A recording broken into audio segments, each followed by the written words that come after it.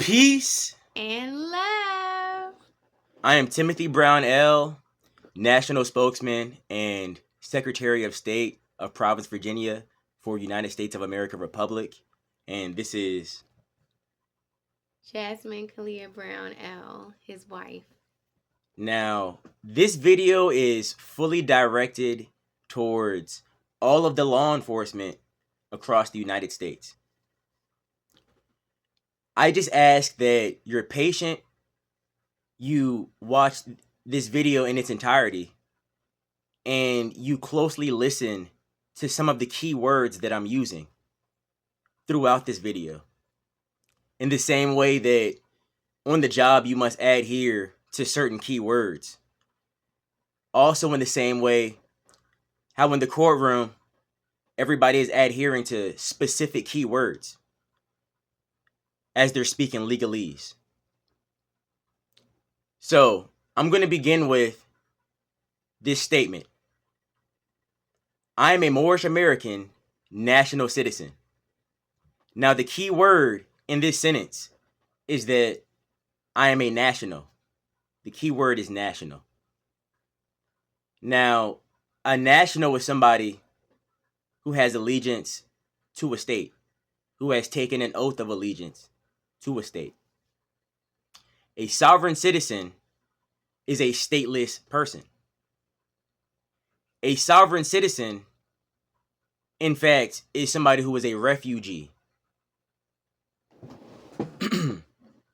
A true Moorish American, a true Moor, anybody who is truly Moorish. All of these names are comprehensively used to describe our national name. So, on behalf of all true Moorish Americans, I request that you end the propaganda, and from now on, whenever you're displaying a sovereign citizen in your media, do not interchangeably use the word Moorish or Moor or Moorish American with sovereign citizen.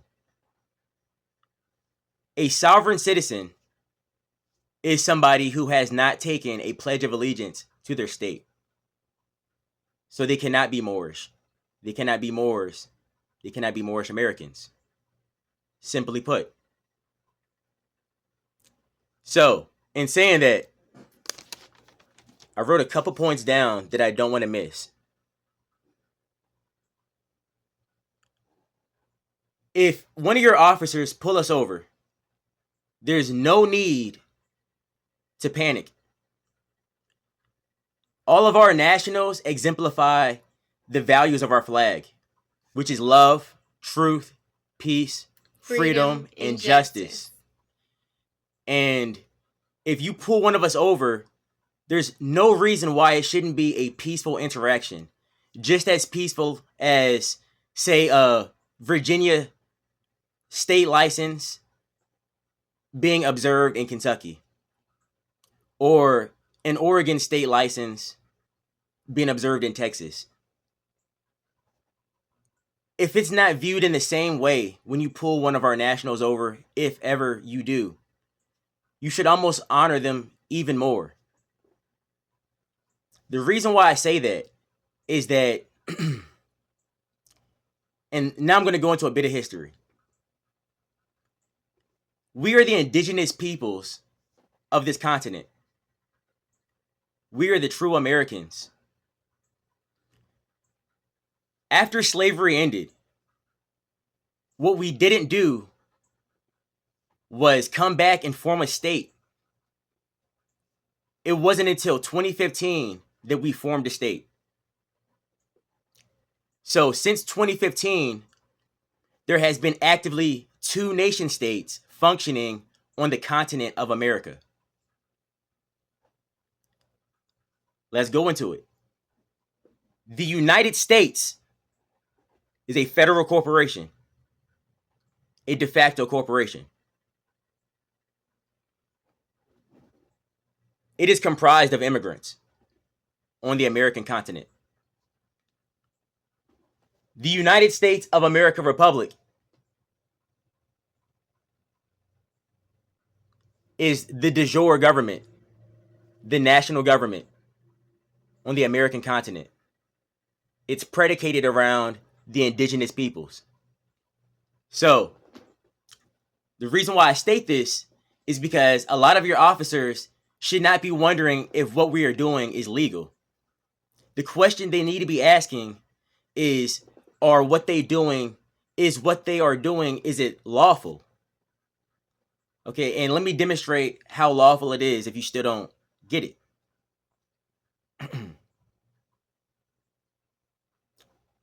A national citizen is somebody who was put here by God on this landmass.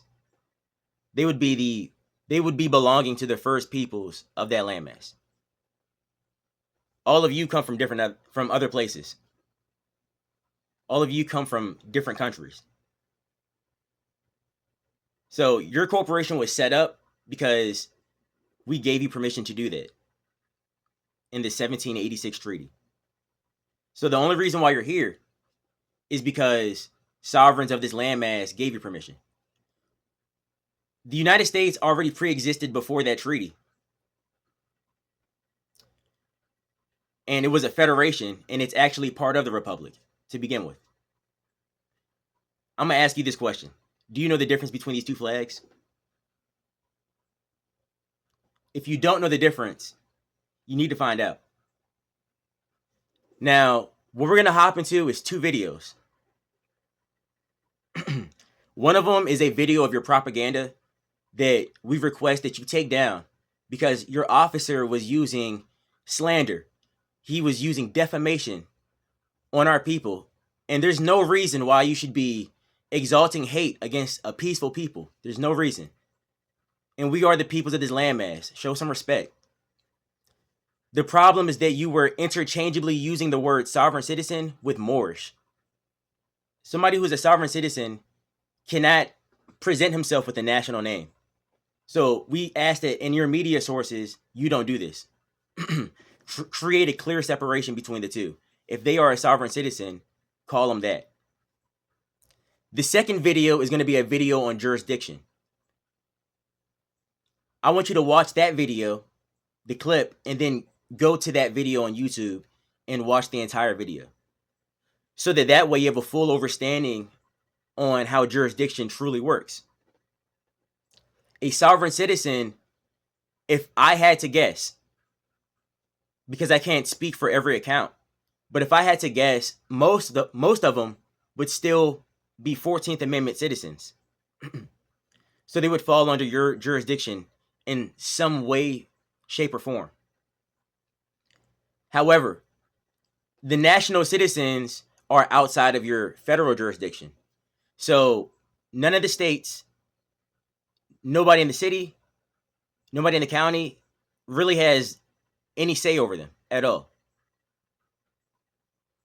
So this is what I'm saying when I say show some respect.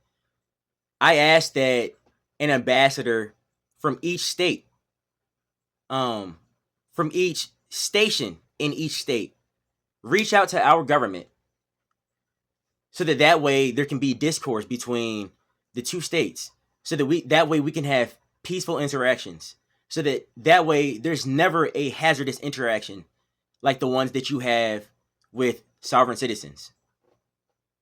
From one state to another state, let's show some respect. We have brochures that we can just give to you online, and you can print out thousands of brochures and just leave them at your station and hand them out. So that way, on the lowest levels, everybody is somewhat educated on the topic of dealing with national citizens.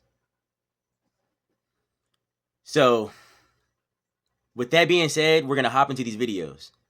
And I present all of this to you with love and with respect. And we expect the same. Let's get into it. Here's his identification card, his Moorish identification card. He's a sovereign citizen. The Moorish rejects federal, state, and local law. They don't have to obey it. They're extremist.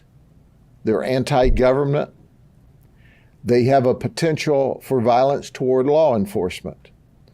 And I will hearken you back, and those of you who have been reporters around here for a while, remember in 2017, on the I-4 corridor, 3 police officers were shot and killed. A sergeant with the Orlando Police Department, a sergeant with the Kissimmee Police Department, and on that same day, an officer with the Kissimmee Police Department. They were shot by 2 separate Moorish people, all in 2017. And now let's fast forward to 2024, and KMAC tried to murder 2 of my police officers. In addition to their violent activity, they're known for trying to file paperwork. For example, they have filed an arrest warrant for me in the Moorish world.